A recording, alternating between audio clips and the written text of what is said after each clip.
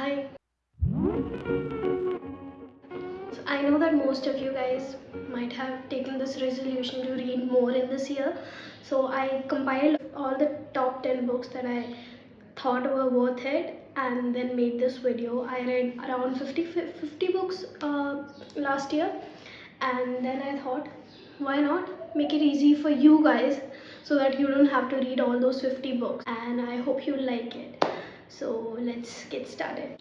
First book is The Seven Husbands of Evelyn Hugo by Taylor Jenkins Reid. This book is about Evelyn Hugo, who is like an ex-Hollywood star, and she decides to tell her story through this very less known journalist who is Monique Cran. And the reason why she chose her, we'll also find out in this book why she chose her as like the person to tell her story when she could have chosen someone else.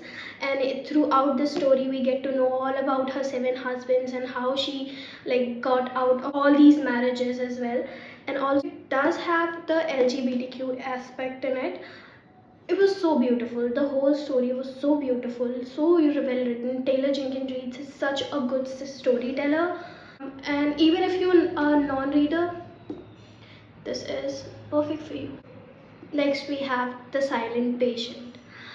I chose this book because I know that not everyone is into the romance genre. This book is about Alicia who murders her husband, and then she's like non-verbal after that.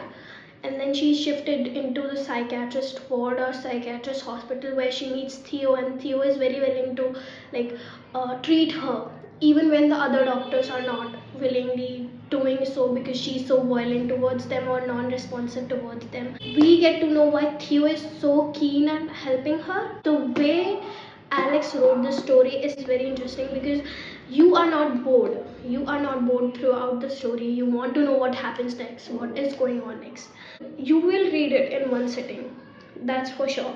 It's also a short read. I think it has like 300 something pages, above 300, but I count it as 300. I also will recommend this to a non-reader who is just getting into reading. Archer's Voice by Mia. Archer's Voice is about a guy who is living in isolation named his name is Archer. He's living in isolation. The people of the whole town are like, don't talk to him, he's very weird and he's non-verbal towards everyone else.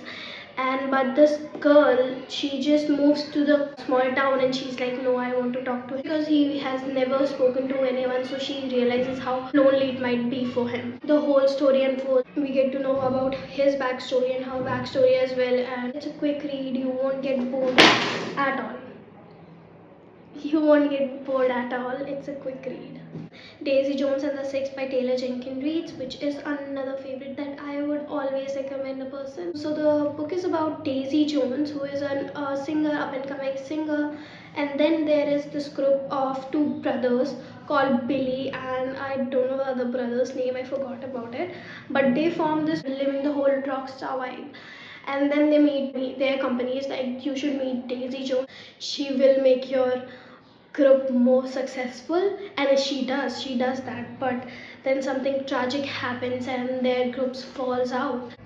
For a minute I had to put the book down and search if Daisy Jones and the Six is a real band, and I realized it's not a real band because it was so realistic. I am telling you, it felt like this is a band which exists. But it also, Prime Video is, I think Prime Video is making a series also, or a movie, I don't know, I'm not sure about that, but they are making, and I'm so excited for that. Then the next is Shatter Me. Shatter Me is like a whole series.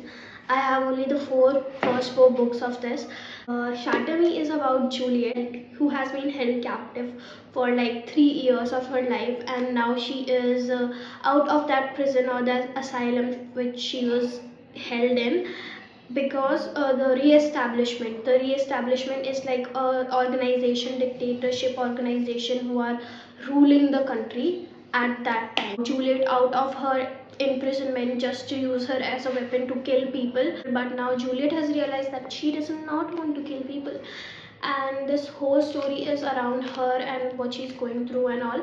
It is also written from one perspective, only from Juliet's perspective, and also there has been like some of the notes have been like cut, So there is like, I'll show you. Like here, you can see in the top, it looks like there is a default, but no, it's actually how she writes, and she just cuts it. So it's like when you are writing in your diary, you might cut a point that you cut a line or point that you don't want to see. So that's what she does. So this is like throughout the book, and we get to see this whole story unfold, which is very intriguing because it's like very futuristic. So I would say that initially she's very like fragile, and she's not the kind of main character you generally see. I think also it's like very similar, I don't know, I have not seen Hunger Games. I have seen tidbits of Hunger Games, but I feel like it's very similar to Hunger Games because the main protagonist is a girl in both of those series, and both of them are so like widely acclaimed. So let's keep it that. Yeah. Redeemed by Lauren Asher. I read this recently actually, but I thought that I should include this in the video because why not. Redeemed by Lauren Asher, which is a dual POV. There is the two characters named Chloe and Santiago. Santiago is ex F1 driver who was like the most eligible bachelor while he was racing. A horrific accident where his one leg is cut off.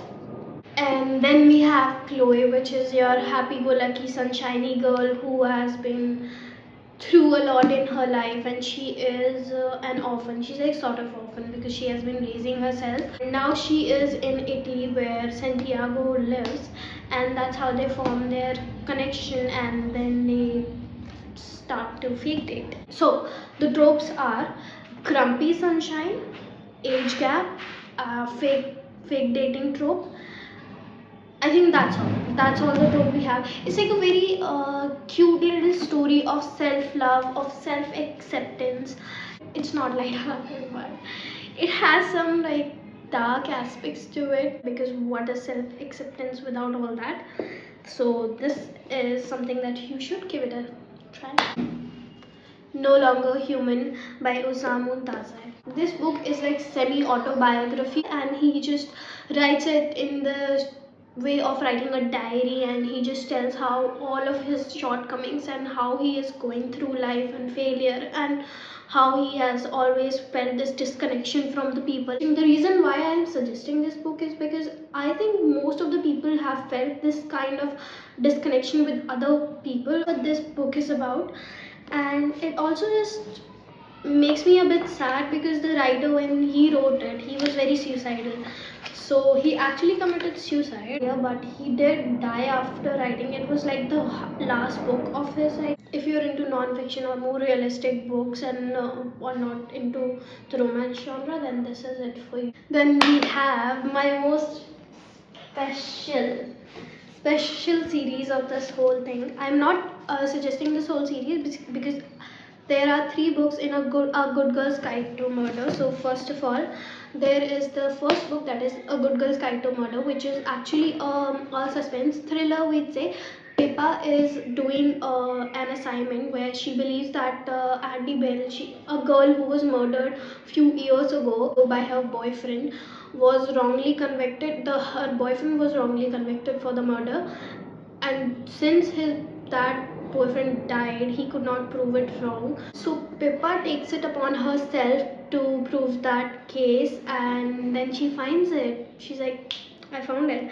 And then we have another book which is Good Girl, Bad Blood. This is like a whole series, but I'd say if you want to read these books as standalones, then you can read them as standalones as well. I've read the first 2 ones and I'm like, they're good.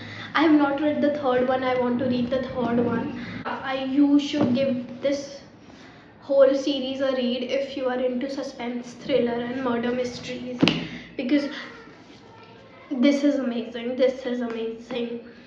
So the next book is Things We Never Got Over by Lucy Score. So this book is about Naomi and Knox. Naomi is the sunshiny girl who just lands into this town which is very small because of her sister named Tina. And when she comes to visit Tina in this small town, she learns that she has a niece. So Naomi also finds out that Tina stole all her money and also her car, and she doesn't have anything. Naomi is left with nothing, and she is left with only her niece. She knows only about her niece, and now she is like, what should I do? And then this whole story folds out where her Knox helps her and settling with Denise and getting a job. Yeah, it's just a cute story, and you should all give it a read. It's light-hearted, but it is 550 pages long. Thank you for watching, and please don't forget to subscribe and comment down below your favorite book out of all these I suggested. Thank you. Bye.